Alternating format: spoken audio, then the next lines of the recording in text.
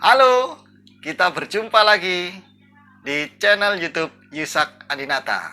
Saat ini kita tiba di seri yang kelima, perpuluhan di zaman perjanjian baru. Kita akan berbicara tentang tujuan persepuluhan, yaitu hakikat persepuluhan tentang sikap hati.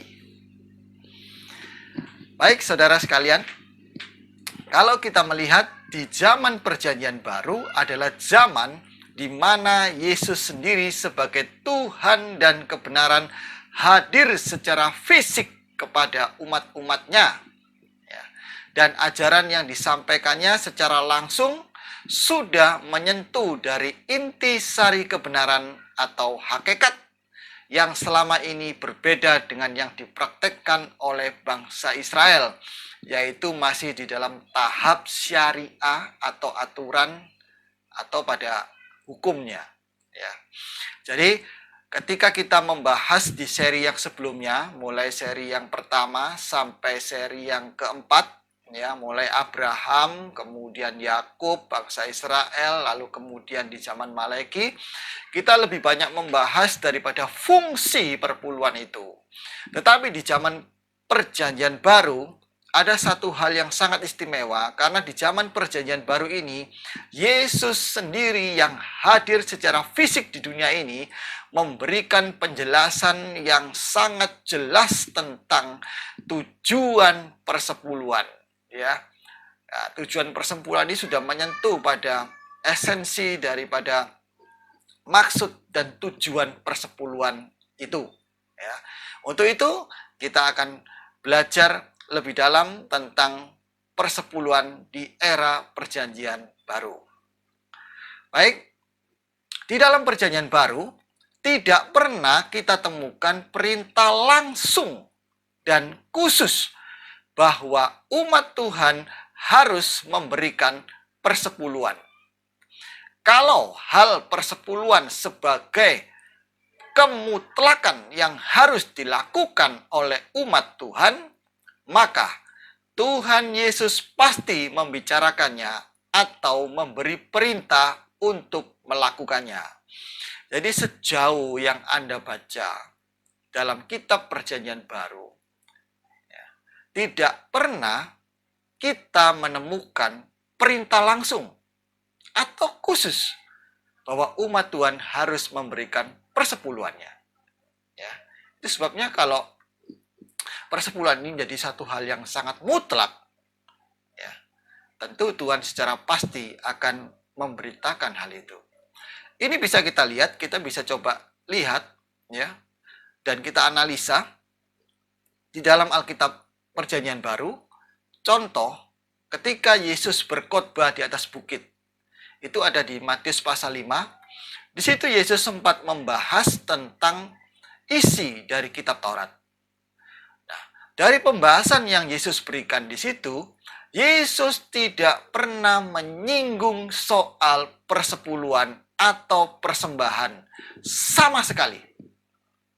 Ya. Itu khotbah Yesus yang pertama di khotbah di atas bukit. Dan ini menunjukkan penjelasan yang sangat jelas bahwa soal persepuluhan bukanlah menjadi masalah pokok atau masalah yang sangat penting atau masalah yang sangat utama. Ya. Kalau masalah itu sangat penting, maka tentu Tuhan pasti akan memberikan penjelasan di salah satu ayat ketika Tuhan memberikan penjelasan melalui khotbahnya di atas bukit, khususnya tentang pembahasan hukum Taurat.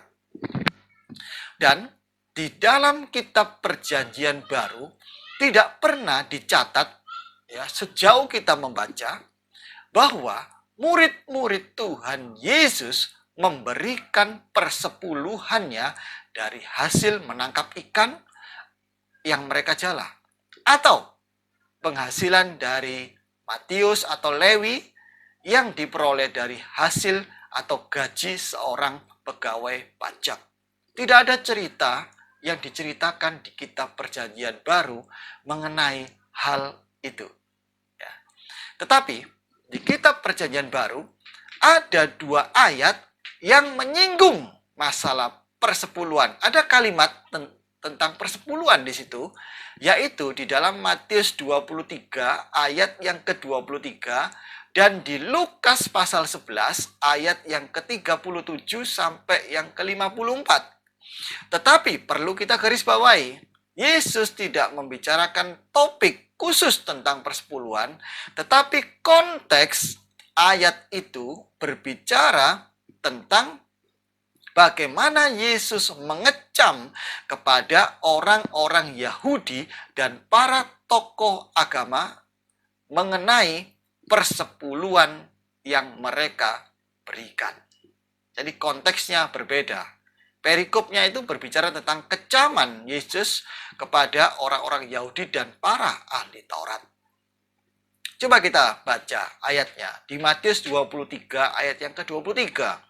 Dikatakan, "Celakalah kamu, hai ahli Taurat dan orang-orang Farisi, hai kamu orang-orang munafik, sebab persepuluhan dari selasi, adas manis, dan jintan kamu bayar. Tetapi yang terpenting dalam hukum Taurat kamu abaikan, yaitu keadilan dan belas kasihan dan kesetiaan. Yang satu harus dilakukan dan yang lain jangan diabaikan." Ini yang saya katakan tadi, bangsa Israel hanya melakukan praktek persepuluhan itu pada tahap aturan atau syariat, pada hukum aturan. Ya, mereka sangat setia memberikan persepuluhan, bahkan dari hal yang terkecil sekalipun, selasi, adas manis, jintan, mereka hitung secara mendetail. Ya, tetapi yang terpenting dalam hukum Taurat, ya, mereka abaikan. Mereka belum sampai kepada dimensi atau esensi pelajaran tentang mengapa mereka harus memberikan persepuluhan. Tujuan dari persepuluhan itu. Untuk itulah Tuhan Yesus di sini memberikan penekanan dan pengajarannya tentang esensi daripada persepuluhan. Anda lihat yang saya garis bawahi di sini, yang terpenting dalam hukum Taurat yaitu apa? Keadilan, belas kasihan, dan kesetiaan. Ya, Anda tolong garis bawah ini akan menjadi penjelasan kita di seri Perjanjian Baru ini. Mengapa Yesus menekankan betapa pentingnya keadilan, belas kasihan, dan kesetiaan. Selanjutnya dikatakan yang satu harus dilakukan dan yang lain jangan diabaikan. Ini juga mengundang satu pertanyaan, apa maksudnya yang satu harus dilakukan dan yang lain jangan diabaikan? Ya. Ayat yang sama dengan ini, yaitu yang terdapat di Lukas pasal 11 ayat 37 sampai 54. Perikopnya adalah Yesus mengecam orang-orang Farisi dan ahli-ahli Taurat. Jadi ini tentang cerita bagaimana Yesus mengecam tentang apa yang dilakukan oleh orang-orang Farisi dan ahli-ahli Taurat. Dan salah satunya di dalam ayat 42 ialah tentang persepuluhan, yang dikatakan hampir sama di dalam Matius 23 ayat 23. Dikatakan demikian, "Tetapi celakalah kamu, hai orang Farisi, sebab kamu membayar persepuluhan dari selasi, ingu, dan segala jenis sayuran, tetapi kamu mengabaikan keadilan dan kasih Allah. Yang satu harus dilakukan dan yang lain jangan diabaikan." Sama ayat ini dengan Matius 23 ayat yang ke-23. Ya, Yesus menekankan tentang sikap hati. Ya. Kalau kita melihat tadi, ya di sini, keadilan, belas kasihan, kesetiaan, lalu kemudian di buku Lukas keadilan dan kasih Allah, ya. Apa yang Yesus katakan? Itu tentang satu karakter, ya. Karakter Allah yang penuh keadilan, penuh belas kasihan, penuh dengan kesetiaan. Itulah kasih Allah. Ya. Dan akar dari munculnya karakter ini bermula dari sikap hati yang benar. Ya. Itulah sebabnya dikatakan di sini, pernyataan Yesus di sini jelas bahwa ya, persepuluhan di dalam perjanjian baru ini bukanlah menekankan kepada masalah uang atau jumlah atau persentasenya, tetapi kepada masalah sikap hati mereka di dalam segala hal yang mereka lakukan. Lalu, ayat yang kalimat selanjutnya dikatakan, yang satu harus dilakukan dan yang lain jangan diabaikan. Ya. Apa maksud ketika Tuhan katakan yang satu harus dilakukan, yang lain jangan diabaikan? Tentu ini ada sangkut pautnya dengan peraturan dan kemudian hakikat, tujuan dari persepuluhan yang tidak boleh kita juga abaikan. Tapi mari kita telah lebih dalam. Untuk mengetahui hal itu, kita harus membaca ayat yang sebelumnya. Kalau tadi kita membaca dalam Lukas 11 ayat 42, kita akan dapat keterangan hal itu di dalam ayat yang sebelumnya, yaitu di dalam Lukas 11 ayat yang ke-39 dan 41, Yesus memberikan penjelasannya seperti ini. Lukas 11 ayat 39 dan 41, tetapi Tuhan berkata kepadanya, ya, kepada orang-orang Farisi dan ahli Taurat, ya, kamu orang-orang Farisi, kamu membersihkan bagian luar dari cawan dan pinggan, tetapi bagian dalammu penuh rampasan dan kejahatan. Di sini Yesus memberikan satu ilustrasi tentang bagaimana diilustrasikan seperti orang yang membersihkan cawan bagian luar, tetapi di dalamnya penuh dengan kotoran, yaitu aplikasinya penuh rampasan dan kejahatan. Ya, seperti yang di seri yang keempat kita telah belajar bagaimana mereka merampok Allah, menyalahgunakan persembahan dan persepuluhan itu. Lalu ayat 40, hai orang-orang bodoh, bukankah dia yang menjadikan bagian luar, dia juga yang menjadikan bagian dalam, ya. Lalu ini poinnya di ayat 41. Akan tetapi berikanlah isinya sebagai sedekah, dan sesungguhnya semua itu akan menjadi bersih bagimu. Saya garis bawahi, berikanlah isinya. Lalu sesungguhnya semuanya menjadi bersih bagimu. Lihat ini, ya. Isi lebih penting daripada bungkusnya. Ya. Tadi dikatakan dalam Matius 23 yang terpenting. Ya. Jadi kita bisa melihat ada isi, ada bungkus. Saya berikan ilustrasi. Ya, saya berikan ilustrasi seperti ini. Anda lihat ini gambar apa? Ini adalah gambar satu produk mie instan, ya, yang dikemas dalam sebuah bungkus kemasan yang praktis. Lalu Anda lihat ini apa? Ini juga produk dari mie instan yang dikemas dalam bentuk model yang berbeda, dalam kemasan yang berbeda. Lalu yang ini juga produk dari mie instan yang dikemas dengan varian yang berbeda pula.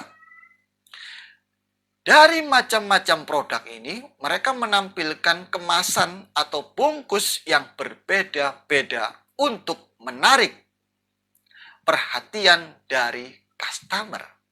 Tetapi Anda lihat bagaimana isi daripada masing-masing kemasan itu? Kita tahu isinya semua sama. Ya, yaitu mie instan. Oke, kita bisa melihat di sini macam-macam merek dan model mie instan, tapi isinya tetap sama semuanya. Baik yang nomor 1, nomor 2, nomor 3 ini isinya sama. Mie instan. Apa aplikasi dari ilustrasi ini? Ya, persepuluhan itu adalah bungkusnya. Ya.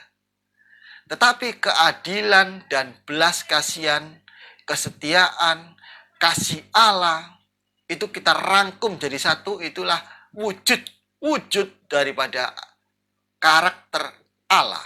Itulah isi. Ya.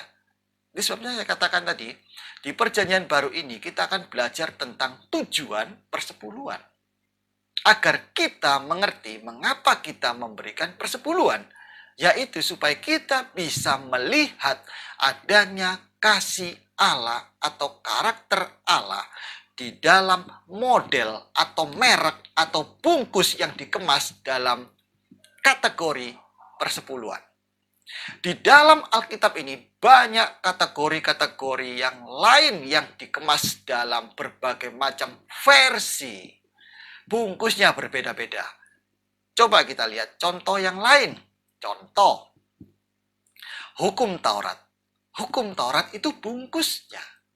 Tetapi kalau kita belajar mendalami tentang maksud, fungsi, dan tujuan, hakikat, esensi dari hukum Taurat itu, maka kita akan tiba pada isi hukum Taurat itu seperti yang Yesus bahas di dalam Matius 7 ayat 12, Matius 22 ayat 34 sampai 40, Markus 12 ayat 28 dan 34, Lukas 10 ayat 25 sampai 28. Itu semua berbicara tentang isi daripada hukum Taurat, yaitu karakter Allah, kasih Allah. Ya. Contoh lain,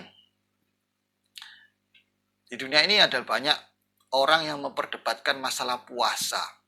Ya.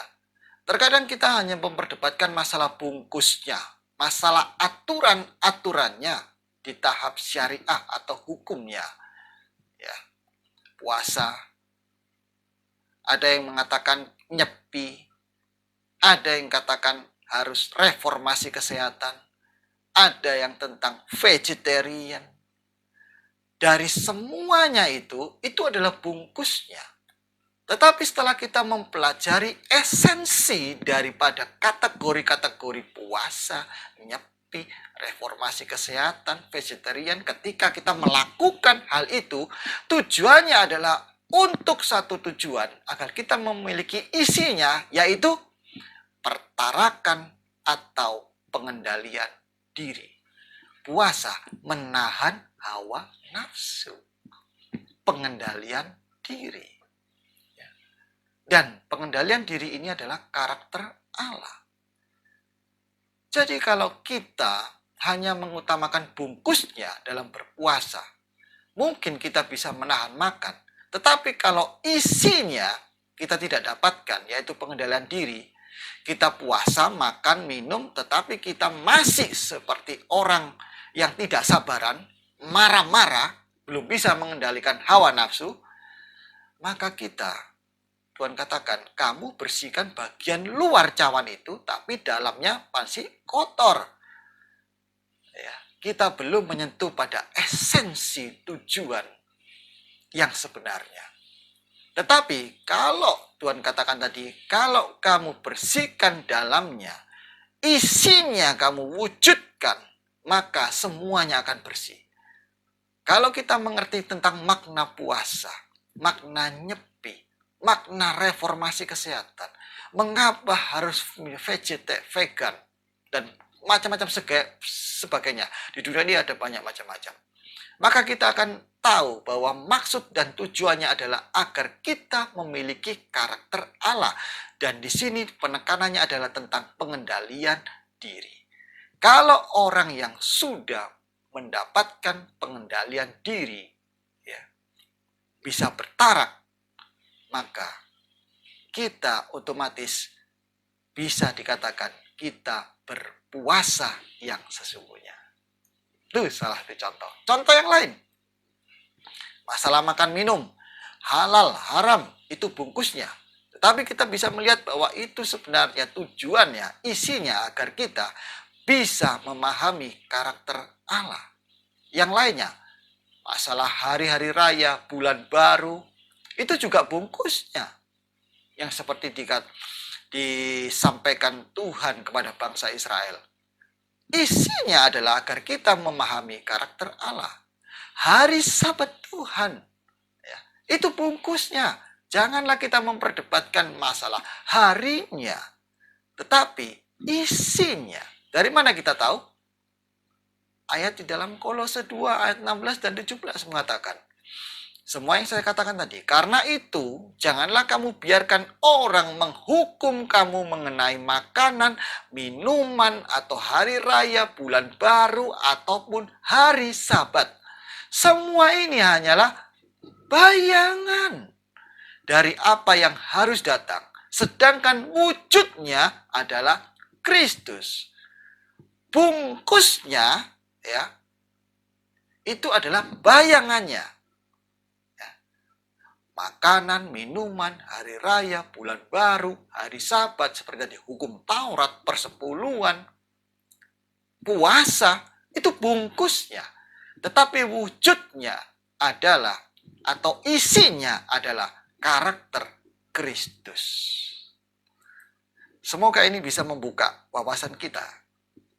Ya, kita kembali lagi ke Matius 23 ayat 23. Yang dikatakan tadi, celakalah kamu hai ahli Taurat dan orang-orang Farisi, hai kamu orang-orang munafik, sebab persepuluhan dari selasi, adas manis, jintan kamu bayar, tetapi yang terpenting yaitu isinya. Ya, dalam hukum Taurat kamu abaikan, yaitu keadilan, belas kasihan, dan kesetiaan. Yang satu harus dilakukan, yang lain jangan diabaikan. Persepuluhan itu bungkusnya. Adas, manis, jintan, selasi, jenis sayuran lain, itu adalah barang yang murah. Kalau kita hanya memperdebatkan masalah bungkusnya, waduh ini jumlahnya kurang, nggak sampai 10%. Bagaimana ini bisa, ini diperdebatkan, maka kita tidak akan sampai pada tujuannya atau isinya. Itu yang terjadi. Hanya gara-gara memperdebatkan masalah jumlah, persentase, dan ini harus diberikan kepada Tuhan. Padahal yang ada keluarganya yang sakit, ada sanak saudaranya, ada tetangganya yang kekurangan, mereka tidak bantu. Sehingga ini tidak memberikan satu keadilan, belas kasihan, dan kesetiaan. Tidak sampai pada tujuan. Kalau kita hanya menekankan pada tahap syariah, aturan atau hukum, ya, itu tujuannya tidak akan sampai. Kasih Allah, karakter Allah adalah isinya. Ini tidak bisa dinilai dengan materi, sangat berharga di depan Tuhan.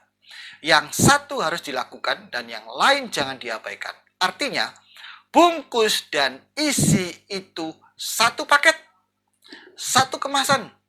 Tetapi yang terpenting adalah isinya. Mengapa?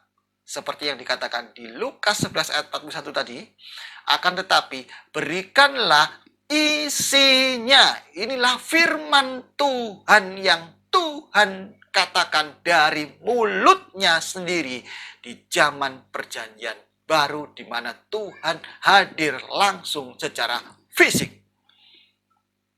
Berikanlah isinya sebagai sedekah, dan sesungguhnya semuanya, Tuhan nggak bilang sedikit-sedikit atau sebagian, tetapi semuanya akan menjadi bersih bagimu. Ya. Orang yang sampai pada tahap hakikat, tujuan, makna, atau esensi dari pelajaran ini sesungguhnya, mereka orang-orang yang berisi, mereka lah gandum yang memiliki isi. Jadi ada himbauan di sini. Berhentilah kita berdebat masalah bungkus atau bayangannya. Setan sangat senang dan bertepuk tangan jika kita masih berkutat dan berdebat hanya untuk masalah pembenaran diri masing-masing di sekitar bungkusnya. Tuhan katakan yang terpenting adalah isi, wujud, karakter Allah. Pertanyaannya, apakah Anda sudah memiliki isi? Apakah Anda sudah mewujudkan karakter Allah? Yang terpenting, apakah orang lain sudah melihat Yesus dalam kehidupanmu? Apakah orang lain sudah melihat karakter Yesus dalam kehidupanmu? Anda boleh setia di dalam hukum, tetapi jika Anda tidak memahami esensi atau makna, tujuan mengapa hal itu diberikan kepada Anda, maka Anda tidak akan pernah menjadi gandum yang berisi. Ya. Dan pada saatnya lagi, gandum yang tidak ada isinya tidak bisa dipanen karena tidak ada gunanya. Selain dibuang dan dibakar bersama-sama dengan yang lainnya. Oke. Kita pelajari lebih dalam yang ada hubungannya dengan persepuluhan dan persembahan ini. Ya. Pentingnya masalah isi ini dikuatkan di dalam dua cerita di dalam kitab Perjanjian Baru. Cerita yang pertama adalah persembahan janda miskin. Ya. Itu ada di Lukas 21 ayat 1 sampai 4, Markus 12 ayat 41 dan 40 sampai 44. Lalu kisah Sakius. Ini bukan berbicara tentang persepuluhan, tetapi satu persembahan. Persepuluhan adalah juga bagian dari persembahan. Jadi konsep persembahan yang dilakukan di cerita ini adalah sama halnya ketika kita memberikan persepuluhan. Ini bisa diberikan sebagai contoh. Mari kita lihat. Yang pertama, persembahan janda miskin. Dalam Markus 12 ayat 43 dan 44 dikatakan, maka dipanggilnya murid-muridnya dan berkata kepada mereka, aku berkata kepadamu, sesungguhnya janda miskin ini memberi lebih banyak daripada semua orang yang memasukkan uang ke dalam peti persembahan. Mengapa bisa dikatakan demikian? Padahal secara jumlah janda miskin ini memberikan sangat sedikit dibanding dengan yang lainnya secara jumlah. Tetapi mengapa Yesus katakan lebih banyak daripada semua orang? Lihat, Yesus melihat kepada sikap hati, esensi, tujuan. Diterangkan di ayat selanjutnya, sebab mereka semua memberi dari kelimpahannya, tetapi janda ini memberi dari kekurangannya. Semua yang ada padanya, yaitu seluruh nafkahnya.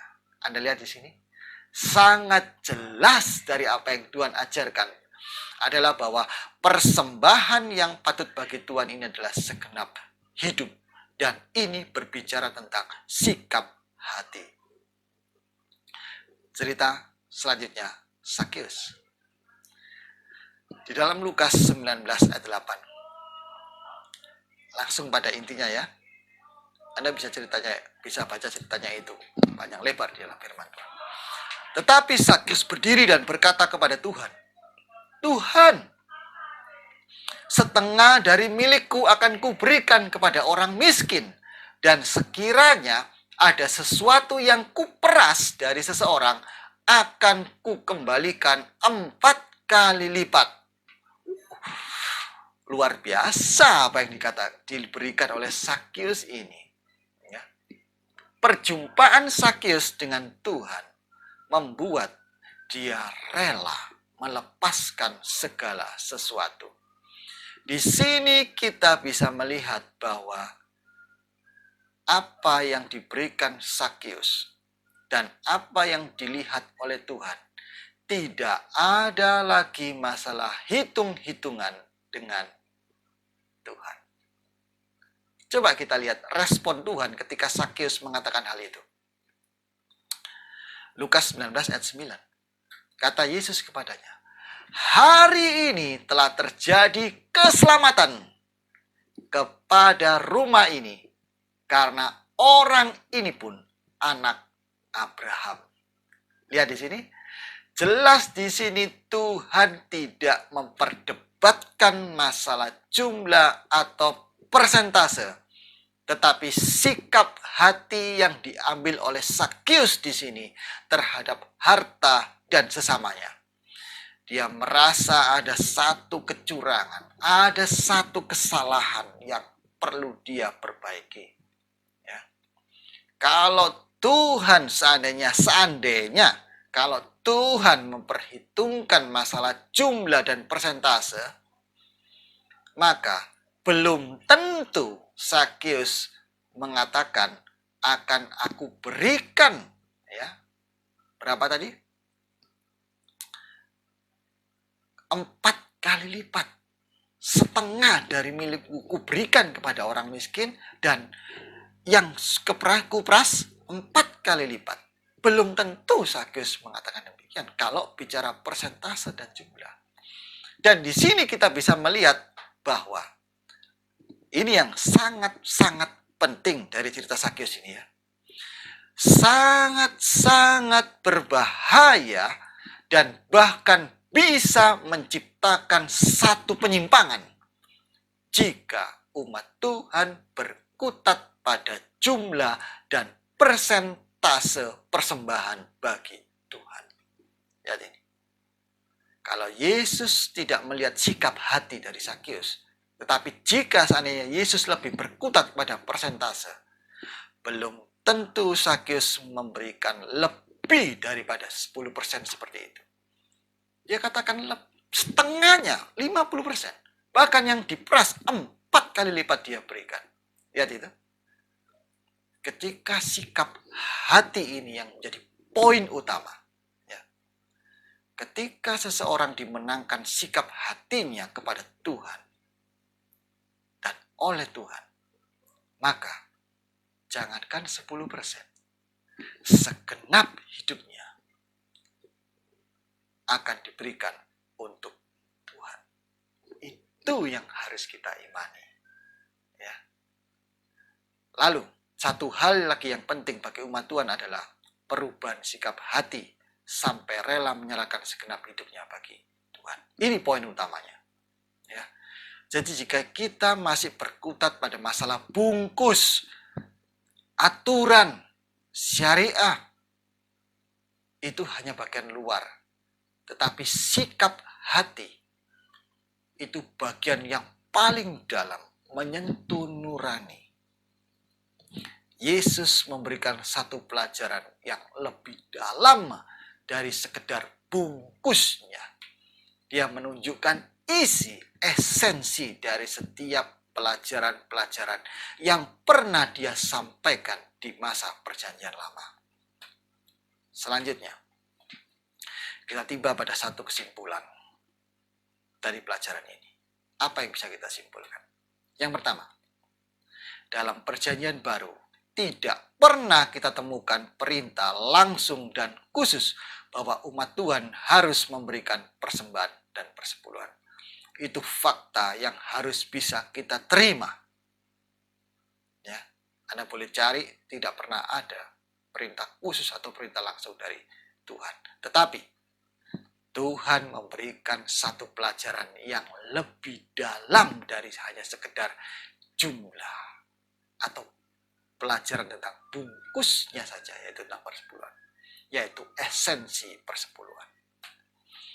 Lalu yang kedua, persembahan atau persepuluhan dalam Perjanjian Baru lebih menekankan pada perubahan sikap hati, esensi, hakikat, ya, dalam memberikan persembahan kepada Tuhan.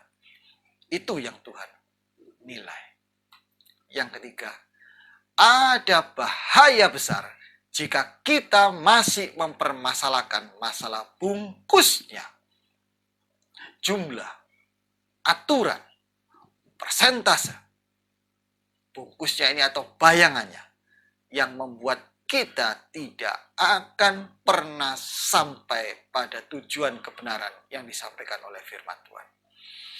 Tidak akan pernah sampai pada tujuan kebenaran. Artinya, tidak akan pernah sampai kita memiliki karakter Kristus. Karena kita hanya berkutat di masalah lahiriah. Saudara-saudaraku, Biarlah ini boleh menjadi berkat bagi kita.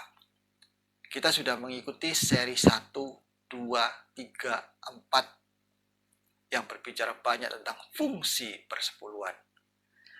Dari fungsi-fungsi yang kita pernah pelajari tersebut, kita sudah bisa melihat bagaimana karakter Allah.